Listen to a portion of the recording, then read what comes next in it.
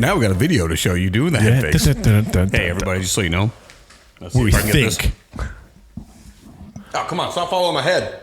Yeah. Get up in there. There's a shirt. Get a shirt. Get a shirt, everybody. They're really cool. And on the back, I'm not sure if you saw that. QR code. People can scan it without you even looking at it. Yeah, dude. All you got to do is just be out in public. And people will see it. And they'll say, oh, JJ and Pug Show. I want to watch that. I want to listen to that. I know I put some of the cards in my wallet so that way I can just put them places now. Yeah, dude. I'm telling you, man. I've actually had to refill the ones out at the Twisted Sugar down on the highway. Yeah. So, keep them coming.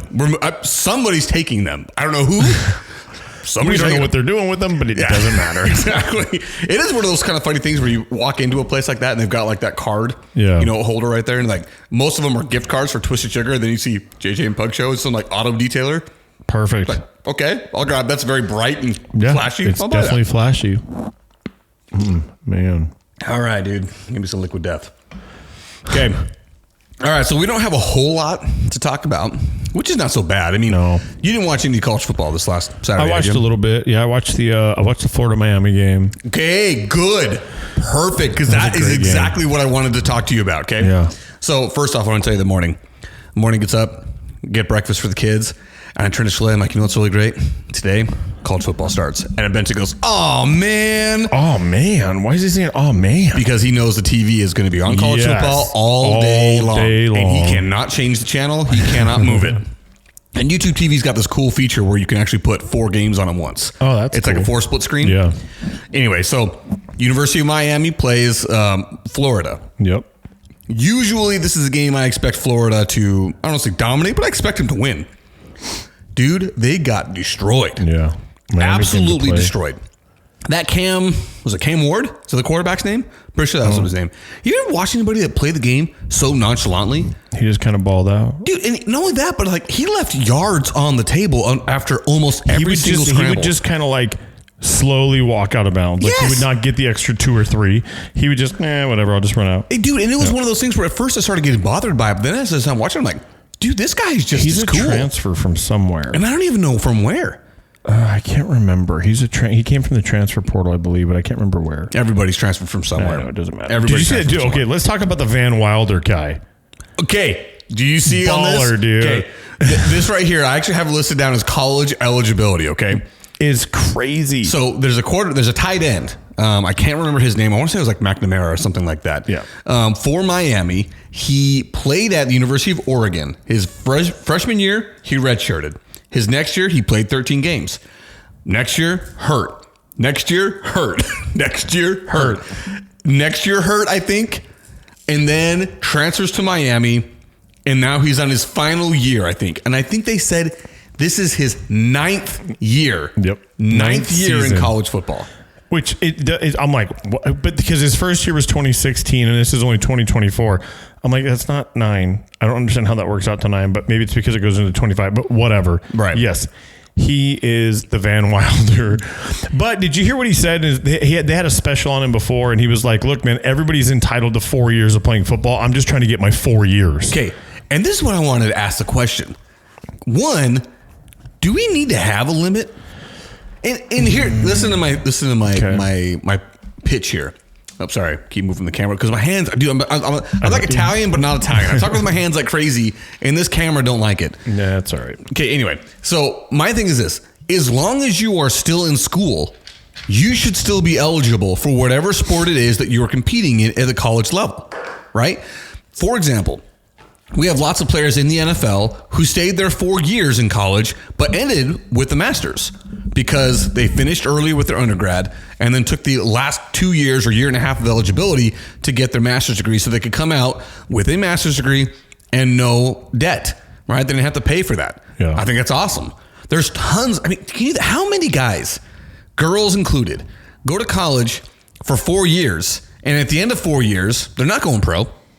They're not going pro in whatever it is, whatever thing that they're competing in. They're not. It's a lot. The percentage that go pro is less than 1%. Oh, dude, it's super small. Yeah. Okay. Why shouldn't they be able to continue to compete and continue to go to school? Think about how many doctors we'd be churning out in this country. Oh, you know what I mean? Keep competing because Yeah. I think it probably has to do with your maximum allowed people, like your allotment of like your roster size is only so big. I mean, how do you keep them fresh? I mean, you're trying to. I think what if you've got a bunch of Masters players that you know aren't going to be pros, and you've got this young class that you're trying to recruit, and you can't recruit because you've got a roster's full. Well, no, that's true. That could be. I mean, I look at that and say that's more of a school problem because the school can decide whether or not to continually offer a scholarship. You can get your scholarship pulled. Your initial scholarship can be for 4 years, and it can be like, okay, at the end of that 4 years, you're done with that, but we will offer you an additional, we'll say 2 for a graduate degree. And after that, it's like, hey, you know what? You want to keep coming? We'll give you another one for X amount of years. Yeah, you know? but what are they in football? They're contributing to something. What are they giving them what are they giving them a scholarship for if they're not contributing anymore? If they're still competing. But that's the thing. But there won't be. I think they get aged out. Maybe, dude. Whatever tight end for Miami, that guy's like 29 years old. Yeah, but he's 26. But yeah, 26, yeah. But it's still an anomaly, though. I think he is an anomaly. That's different. Like most of these guys age out. Like they're not able to keep playing, and then by then they should be out. You would see Van Wilders everywhere. That whole theory. Maybe I still think that we should not be limiting to 4 years. I think 4 years is too little. And the reason why I say that is because there's so many other people that if we really are calling them student athletes. Student being the first word, athletes being the second word. Yeah. That's what they say. I know. Right? If we really are doing that, then we need to help them become better students. And if they want to be a student that ends with a master's degree, or if they want to end with a doctorate or a doctoral, or if they want to become a professor, whatever it is, well, if they've got the athletic ability to continue to do fencing, if you're doing some of those schools, or you can still kick because you're a great kicker, but you're not going to go to the college, you're not going to go to the pro, or if you're a great long snapper, you know what I mean? Like there are positions that these guys could hold. Shoot, dude, even if you're a great offensive lineman, but you're not going to go pro, but you're a really good guard. Most pros, I mean, physically your prime isn't until you're about, early 30s? No, I don't know. It depends on the person. I think it really definitely I don't know. depends on the person. That's late. I would say your prime is probably like mid-20s, 25, 28. So I look at it this way, and I think, okay, if I am looking at the best players on a football team, I think a player generally reaches their prime, around 26, and it's usually over at 32. Usually. Yeah. I think you can plan on that 6-year window of this guy, like they're at their peak. Now they may be peaking at 26 and maybe they're done at 30, like the world about running backs. If a guy hits 30, don't sign him type thing, right? I don't think it's always true. I just think that you're looking for somebody that's younger that can come in and take all those hits as a running back. But, offensive linemen, a lot of times those guys are good to go because, they're just big, strong dudes. Yeah. And how many guys you look at and say at 30 they're done? Not many. Certainly not in basketball. Not unless they've been injured. Yeah. Injuries obviously play a toll. But certainly not in baseball. A 30-year-old in baseball, it's like, dude, they finally are hitting free agency. They're finally in the pros. Exactly. They've been playing AAA for that long. Dude, but there's so many players, and I'm glad you say that, AAA. The reason I was thinking about this is there's so many athletes on the college ranks that are 4A players. And that's a term you use when you're talking about a baseball player that's in AAA, which is the highest level of minor leagues before you get to the majors. But they're not a major league player. They're a 4A guy. They're stuck in the middle. You can keep playing minors and you're still going to keep dominating. But once you go up to the majors, you just can't crack that code. And so you're stuck in limbo. And at that point, you're like, well, I might as well retire because there's no money in minor leagues. Yeah, no money. Yeah, there's no money in minor league baseball. And if you can't make it to the pros, then you're wasting your time. Imagine if you could, instead of using that time in minor leagues, be playing collegiate baseball and getting yourself a solid education. I just think that 4-year eligibility is something we need to get rid of. I think our education system's so flawed, it's hard to buy into it because you call it student athletes, but they're not. No. The reality is, as a student, they bring nothing to the table for any of the colleges that are going to give them scholarships. It's the athletic ability that puts people in the stands that make them an excited thing. Mm-hmm. So in football, anybody who doesn't play football can say whatever they want about football, but the reason your university has whatever it has that you're going to is because of the football team. More often than not. Now, obviously, there are exceptions. Yes, there are exceptions. There's always an exception to the rule. But majority is because of the program. Alabama, they have all this state-of-the-art. The Oregon Ducks have state-of-the-art facilities. The Michigan Wolverines have state-of-the-art facilities because of football. Yeah. You know what I mean? That's just the way it is. So no, and you're right. It's 100% the way it is. And there's a reason why not every single college in the United States has a football program, because one, it's super expensive. Mm-hmm. Super expensive. And two, if you're trying to start one up, if you don't have a solid fan base, you're not going to make any money, and it's going to tank your university. And those universities that have those good fan bases that show up every single game, the amount of money generated from a single game is otherworldly. You just said Michigan. The Big House is the name of their stadium. Yeah. Seats over 100,000 people. Any Saturday in football season, can you imagine the revenue that they're bringing in just from ticket sales? Yeah, I mean, and because you know that there's at least, let's just say minimum ticket's $100 for easy math, dude. That's what, 10 million? Yeah. You know what I mean? Like easy. Just straight revenue from ticket sales. Just ticket sale, not including anything else. Just for fun, I'm going to see if I can Google this. So one of the things that pissed me off since while you're doing that about football, you talk about student athletes and football longevity, making them play longer and whatnot. You talk about 4 years of eligibility. You know that once you get out of high school, if you play in a recreational sport when there's a referee, that counts towards your college eligibility. Wait, what? You cannot. Now, this may have changed, but I know this because of my own personal stuff going in after high school to go play football and whatnot. Yeah. Your eligibility starts basically like you don't have like, if I went to a junior college and didn't play football, but I played in a rec league. Oh, yeah. There's a referee that counts towards my eligibility. And that is crap. It's absolutely crap. Why my 4 year of eligibility for a college football should be at an actual like college playing college football, not me going to night school and then playing in a rec flag football league because I have nothing else to do. Mm-hmm. Like I played a year as semi-pro after high school. That counted against me when looking into colleges because there were referees, there were games, but I'm like, it's not college. Why am I getting docked? Now I can only play 3 years or I have to redshirt to play 4. Why can't I play football still? Yeah, that's absolute crap. And it's I don't know what the reasoning is. It doesn't make sense to me. Did it stop? My camera died. Yours is still good. Oh, how does your camera die? I don't know. This is what it was doing earlier, dude. It just straight stops. Well, you want to stop that mine so we can just yeah, we'll give it a pause here. Give it a pause here, and then we'll pick right back up. You got a house that needs to get painted. You got some scratches in the walls. Maybe the exterior paint's a little bit faded because of our awesome sun here in Arizona. Well, I have got a fantastic suggestion for you. What you need to do is you need to reach out to Kellen Brady at Brady Painting Services. I'm telling you right now, they are top-notch, first class. They get the job done right at a great price. Kellen is just the best when it comes to his customer service, his communication, his professionalism. And the best part about it, let's say if you're getting ready to sell your house because you're moving on to bigger and better things, Kellen Brady will not only paint your home at cost, but he will also sell your home because he also is a licensed realtor in the Arizona state. So what you need to do is you need to reach out to Kellen Brady at Brady Painting Services. Phone number is 480-310-1767 or email them at bradypaintingservices@gmail.com. That's all one word, no numbers, no spaces, no hyphens. bradypaintingservices@gmail.com. And once again, that phone number is 480-310-1767. I'm telling you right now, Kellen will take great care of you. Brady Painting Services.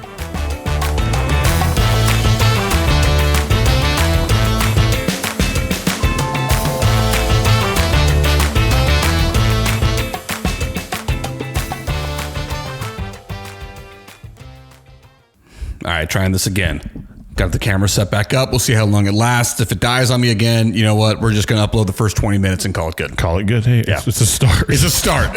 It's a start. By the way, the answer that this is according to bridgemi.com. I guess it's a business magazine for University of Michigan. Each Michigan home game, for example, generates about $8.7 million for the athletic department. That's not revenue. That's what it generates. Now, I'm not going to read the whole article. That's profit. It just says each game generates about $8.7 million for the athletic department, period. Yeah, for the athletic department. So that's where that $8 million goes straight to them. Yeah. That's why Michigan has a $100 million facility, because it only took them a few seasons to be able to put that money away to where they can do that. UM's football team effectively supports many other athletic programs at the university. Each Michigan home game, for example, generates $8.7 million for the athletic department. So other scholarships come from football. Yeah. Football's funding athletics at the University of Michigan. But that's how it is in high schools all over the place, right? Like, I mean, really, where I grew up in Cholo, dude, like we had boosters for football and we had everything we needed for football. We didn't play. I mean, dude, we had breakfasts every game. We had all kinds of stuff, right? The soccer teams didn't have that stuff. Look at this. This is what happens. This is how you track yourself on these cameras. Yeah, stay with me. Stay with me. Yeah, stay with you. It's because you move your hands too much. You got to keep them low, bro. I didn't even move my hands. I had something that fell down, and I went down to pick it up, and it lost me. Stuck. Yeah. Anyway, yeah, these cameras are fun, man. You got to put your hand up, like how? Yeah, and there it goes. Now it's going to finally start tracking me again. Whatever, dude. I'm getting rid of these cameras. These freaking suck, okay? For anybody looking out there, do not buy the Insta360 link. They freaking blow. Yeah. What Eric said. And maybe it's more because the fact that I'm trying to do two on...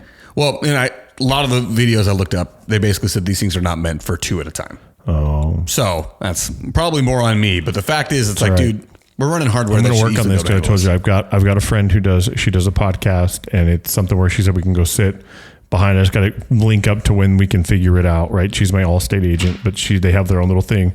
And if we can just go sit in the back. I just want to see what they're using. Just to see what they're using, what programs and stuff like that. And then we kind of have an idea of if we need to buy some stuff, we know which direction to go. If we can, we can use these cheap cameras, or we need a little bit more on the camera, but the programming, we don't need Adobe. We need something dumber. Yeah. Like maybe the Adobe thing's too hard, right? And I know it is. Yeah. The only reason why I use it because I already pay for Adobe. Yeah. I already pay for the Adobe suite for my regular job. Yeah. So I'm like, okay, well, I've already got the program. I'm going to use it. Screw you, stupid technology crap. Here's what I think is going to happen is we're going to go watch and we're going to be like, really? That's it? That's all we were supposed to be doing? That's it? And I know. That's what's going to happen. It's more than likely what's going to happen. They're going to be like, yeah, you have way overcomplicated this. You're making it to where your videos are way too big. You don't need all that when you can do it all from this, right? Great. I wouldn't be shocked if that's not the case. So back to my original question is, do you or do you not agree that eligibility should be longer than 4 years? Or are you thinking like, no, 4 years is good, get those kids out? I think 4 years is fine, but I think it should be a red shirt year is cooler. I don't mind what this guy's done. I think you should have 4 years of being able to play. If you get hurt and you haven't met, I think you got to play. If you play more than 4 games in a year, that counts, right? Yeah. So I don't know that I agree with maybe half the games. I don't know what half is in college. I don't think it's 8. I think it's 9 or 10. So probably somewhere split down the middle half would be, hey, if you play 6 games, you've met your eligibility. But I also think the other crap shouldn't count for you. Like it should be 4 years of college level football in a college uniform and all that. Not this rec crap, not these other semi-pros and all this stuff. It's, hey, look, I've got 4 years. If I can't, let's say I don't want to go to a JUCO when I get out of high school because I got too much pride, but I can go play a year of semi-pro to build myself and get better, maybe 2 years. And then now I want to go play arena football, and now I want to go to college. None of that should have counted towards my collegiate career. I agree. I just should walk in and say, hey, yeah, I'm 21 and I'm going to be a freshman, but I don't care. I got 4 years to play till I'm 25 and enter the draft at any point during those 4 years. None of that other stuff should count against you. And I don't know why they do it. It's because it's some kind of control, I'm sure, that they want. But honestly, I don't know why either. It sounds really stupid. It's stupid. The more you dig into the NCAA's rules, the more you're like, who wrote these things? It's so stupid. Yeah. It's a 100% profit generator that does nothing else. And especially now with NIL. When players can get paid directly from boosters, which has been illegal for, ever. Now that that's not illegal, it's like, what are the purposes the NCAA even serve? Have you seen the commercial with Reggie Bush coming back at No. He's at the Heisman House. And they do a great spin on it, dude. They show this frosted over glass, like he was basically Demolition Man and frozen in time. And then he pops out and he's like, they're like, hey, you're here. And he goes, wow, what's going on? And he goes, well, things have changed. And they show the mascot's doing something stupid with those robot dogs. And he's looking around it's like he's now jumped in the future and he's at this place. And I thought they did a pretty good job. Dude, I'm going to look that up because I do enjoy those Heisman House commercials. It was a cool house. They did a great job. He's riding with RG3 in the car and he's like, yeah, that's a thing too, and Reggie Bush looks like he just walked out of a time machine, and it was well played. My brain just went the exact the direction that it probably shouldn't. I was like, I really want to watch Demolition Man. Oh yeah, I think I'm going to watch that tonight because guess TV what? All the time. No work tomorrow, dog. Labor Day. Oh yeah, we're going to a game tomorrow. Yeah, we're going to the game tomorrow, dude. And to make better, Diamondbacks absolutely crushed the Dodgers tonight. Don't ask me about the previous two games. Yeah. I don't want to talk about those. But today, I should say, absolutely wasted them. So if we go tomorrow, we split the series, and I'll feel so much better. How are they doing throughout this? I know we're closing in at the hunt for October. It's coming. We're like I said, we're a month out. The end of the season, I think, is the 28th of September. Typically, I remember seasons ending like the first week of October. Yeah. But this year they're done in September, and it's just immediately going into the playoffs. So close. I know, dude. And we're in really good shape. Really good shape standings wise. The only thing that's such a bummer, dude. So the last 2 games came down to. Okay, so was it Thursday night's game or Friday night's game? We lost by 1 run. Okay, and that was an absolutely awful game. Awful game. Saturday, same thing. We are tied 6-6 in the top of the 9th inning. We give up 2 runs. We can't win. Okay, so far we've lost by a combined score of 10-9 and 8-6, and then today we win 14-3. So it's like we are scoring so many runs. There's no way we should be losing a game when when you score 6 and 8 runs, but our pitching's been abysmal. And I want to say this, Dave Roberts, you freaking coward. Today, okay, he's the manager for the Dodgers. Today, we go up 8-0 in the 2nd inning. You know what he does? He pulls his best players and puts in the scrubs. It's the freaking Greg Popovich move of not playing his guys so that when he gets blown out, you can always have that psychological edge to say, well, you didn't beat us at our best. You beat the scrubs. And you freaking coward, Dave Roberts. Leave him in, man. Leave Mookie Betts in. A month left, dude. He's probably just like, let's save. It's the old workload thing. It's just, hey. No, but it would be one thing if he didn't start him. If he didn't start those guys and like, hey, you know what? You guys got the day off. We're going to split these series at worst.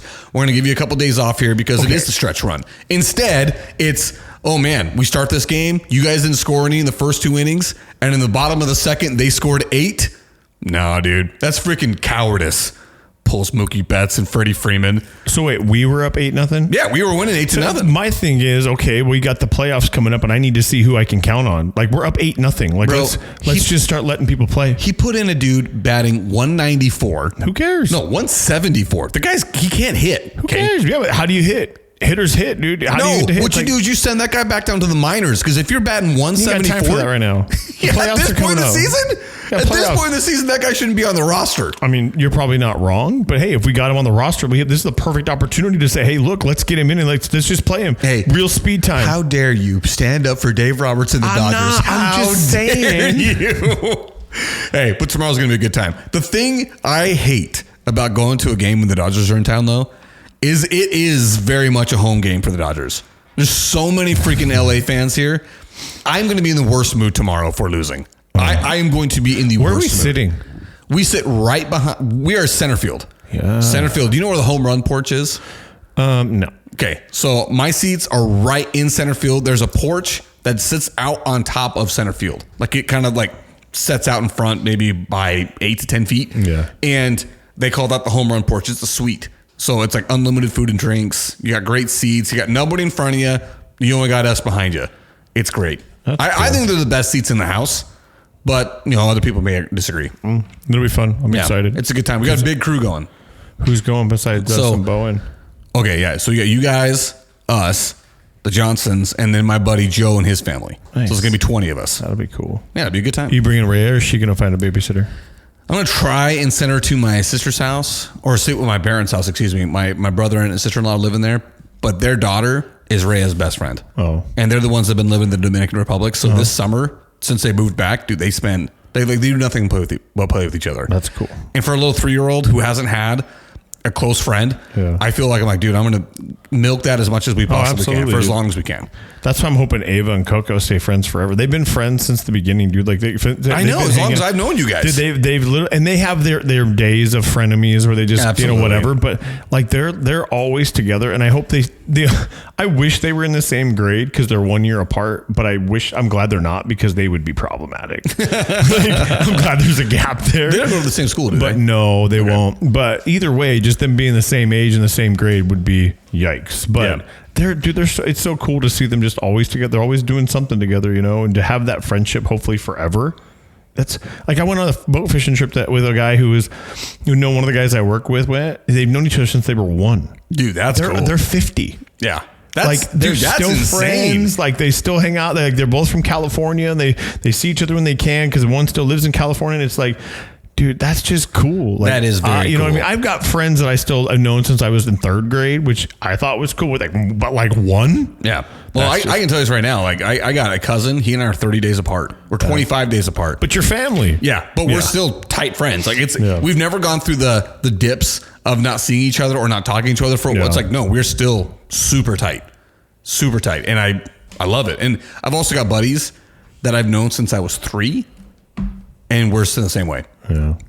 But that's not common. Well, I say that I've known Kara since I was 5. So there you go. So Kara, there was definitely a drift apart there. Yeah. For a long time, but yeah, to even be back. Yeah, Kara and I've known. Well, she's like a sister to me, dude. It's really like it's really easy for me to call and check on, like, you say what you're up to, what she's up to, because it's like talking to a sister. Yeah. You know, and her and I think, get along really well, because it's funny because I feel like our spouses are kind of the same people in the sense, like, you're not going to hear Carl say the F word. No. Right? They are super cool. Just chill. Calm, like, yeah. Go like, with the flow. Whatever. They're very easygoing. Yeah. Yeah. And then Kara and I are like, we're over to the side, like mother effing people like, to each other, because we just know that we can have that moment and it's done, you know? This is going to sound like almost like a negative thing. And I don't mean it to be at all. In fact, there are certain like adjectives or like phrases used to describe people that once upon a time were not negatives. And suddenly they've become negatives. And one of them is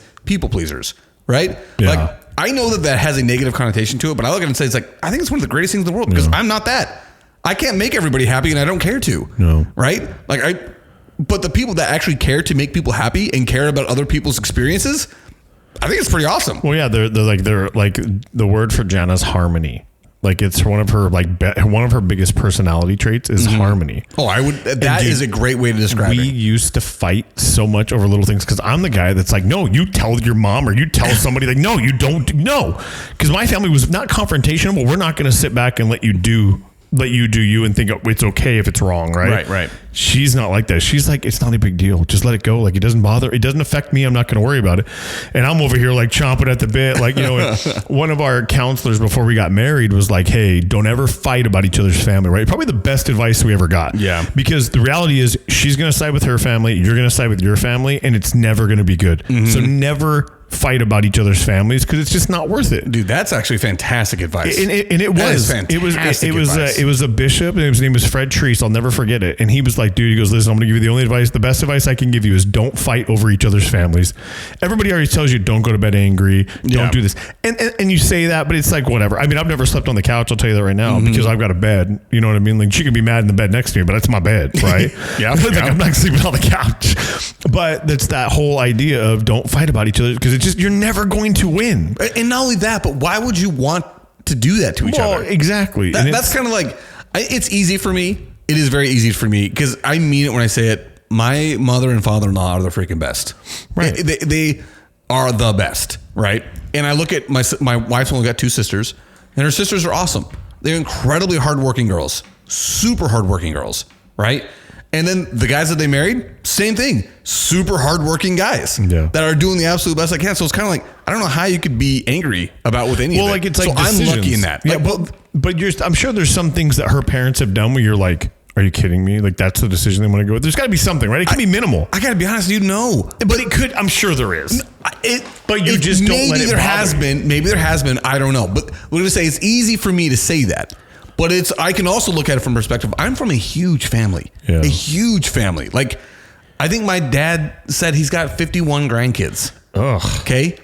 That's a heck of a Christmas gift list. Yes, You're dude. all getting $1. Can you imagine? Exactly, dude. That's an expensive number. Yeah. And not to mention birthdays, right? Oh. And that doesn't include, he's got 11 kids of his own, right?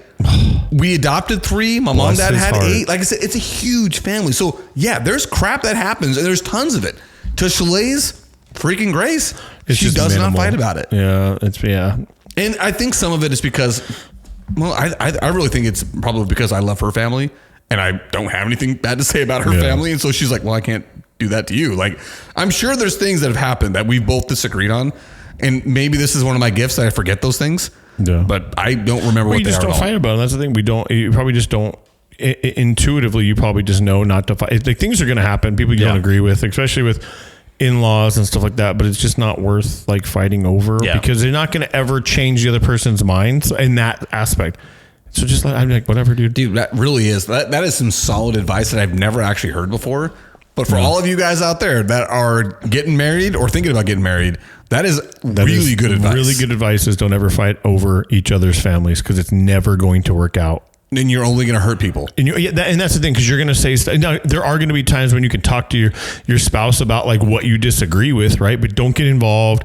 Don't ever make them choose. Don't ever do anything, because the reality is they may choose you, but they're not choosing you. They're always going to pick their family. They're always going to pick mom and dad, especially mom and dad, right? Those are, I mean, take it from a guy that didn't have mom and dad here. Like, I'm telling you right, I get it. Like, you want to take their side, but even when they're wrong, you're going to side with them just for the simple fact that they're your mom and dad. Yeah. It's hard not to. So it's just easier not to fight about them and just say, okay, well, just don't get involved. Like, everybody makes decisions you may not agree with.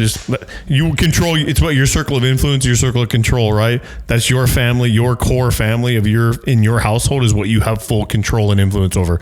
Everybody else, you just got to let them do their thing, and you can't really hold them up to it because it's, you're not making that decisions.